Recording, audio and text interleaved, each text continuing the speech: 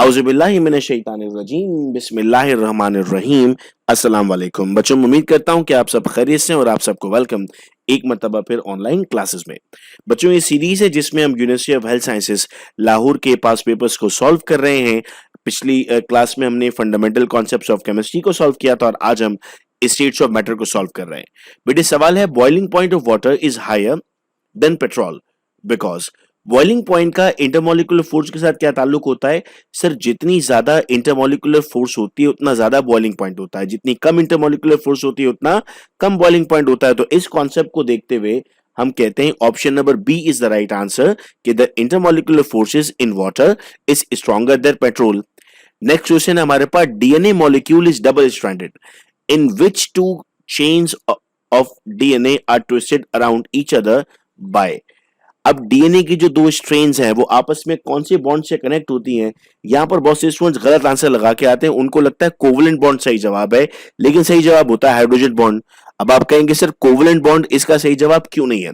देखो, अगर वो कहता ना कि अंदर जो नाइट्रोजनस बेसिस हैं वो किससे कनेक्ट हुई हुई है, तब जवाब होता बेटा इसका कोवलेंट बॉन्ड, लेकिन उसने उन दो स्ट्रैंड का पूछा है, वो दोनों स्ट्रैंड्स आपस में हाइड्रोजन बॉन्ड के साथ अटैच हुए होते हैं।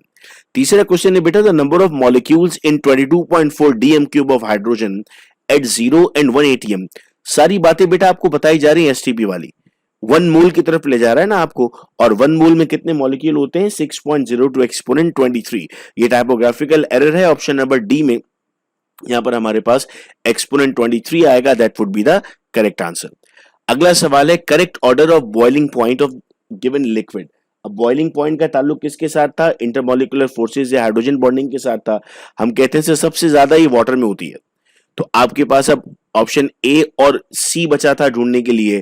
तो अब जो सीक्वेंस करेक्ट आपको मिल रही है ना यहाँ पर, वो ऑप्शन नंबर सी में मिल रही है बेटा, कि सबसे ज्यादा फोर्स आपके पास आ रही है पहले वाटर में, उसके बाद आती है हाइड्रोजन फ्लोराइड में, उसके बाद आती है अमोनिया में, उसके बाद आती है एचसीएल में। तो ऑप्शन नंबर सी हमारे पास इस सवाल का सही जवाब बन जाता है। नेक्स्ट क्वेश्चन है, the coordination number of sodium in NaCl crystal. याद रहे कि एक क्रिस्टल में हमारे पास NaCl में 6 सोडियम और 6 क्लोरीन होते हैं। तो अगर कोऑर्डिनेशन नंबर पूछा जाए तो आपके पास आंसर आएगा 6। अगर वो आपसे क्लोरीन का पूछता तब भी आंसर 6 आता, चूंकि जितने क्लोरीन मौजूद है उतने ही सोडियम मौजूद है। तो ऑप्शन नंबर ए आपके पास बेटा सही जवाब हो गया। अगला सवाल पूछा गया, there are 4 gases, hydrogen, helium, nitrogen and carbon dioxide. इनमें से कौन सी गैस सबसे ज्यादा नॉन आइडियल बिहेवियर शो करेगी? अब देखो, आइडियल बिहेवियर का मतलब था जो आपके पास आइडियल गैस से मिलती जुलती होगी। ये जो हाइड्रोजन है, हीलियम है और नाइट्रोजन है, चूंकि हाइड्रोजन भी सिमिलर मॉलिक्यूल से मिलकर बना हुआ है, नाइट्रोजन भी सिमिलर मॉलिक्यूल से मिलकर बना हुआ है, और हीलियम तो है ही नोबल गैस, तो वो एक्ट करती है रियल आइडियल गैस की तरह।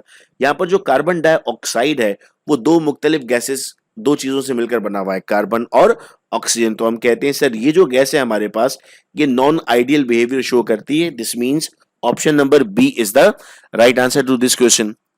नेक्स्ट क्वेश्चन आता है हमारे पास, ice is less denser than water. Ice हमारे पास वाटर से कम डेंसर होती है किस टेम्परेचर पर? सर ये 0 डिग्री सेंटीग्रेड पर लेस डेंसर होती है, तो option number A is the right answer. Next आता है, the given temperature and pressure the one which shows mark deviation from ideal gas. Again carbon dioxide is the right answer, चूंकि हमारे पास carbon dioxide जो है वो दो मुख्तलिफ element से मिलकर बनी हुई है। क्वेश्चन नंबर 9 में बेटा डेटा में इशू है, क्योंकि जो पास पेपर के क्वेश्चंस हैं हम अपने स्टूडेंट से कलेक्ट कर रहे होते हैं, तो कहीं ना कहीं डेटा में हमारे पास इशू आता है। क्वेश्चन की नोयत हम समझ लेते हैं, आंसर इसमें मौजूद नहीं है। कहा जा रहा है कि आपके पास एक गैस का वॉल्यूम है 60 डीएम क्यूब, और टेम्परेचर है आपके पास 600 डिग्री सेंटीग्रेड, और प्रेशर आपके पास है 101325, जिसको आप लिखते हैं 1.05 exponent 5। What would be the volume at STP? उसका सेकंड वॉल्यूम आपको मालूम करना है एसटीपी पर, यानी अब टेम्परेचर आपके पास कितना हो जाएगा? 273 हो जाएगा। प्रेशर आपके पास 101325 एसटीपी वाला रहेगा, जो सेम होगा। यहाँ पर प्रेशर में एक एरर दिया हुआ बेटा, और ऑप्शंस में एरर ये कि ऊपर सवाल में आपके पास डीएम क्यूब में दिया हुआ और नीचे सीएम क्यूब है, लेकिन अगर आपको पेपर में आएगा डेफिनेटली वो तो सही क्वेश्चन होगा। आप फॉर्मूला यूज करेंगे P1 V1 upon T1 is equal to P2 V2 upon T2। इस फॉर्मूला से आप इसको सॉल्व कर सकते हैं।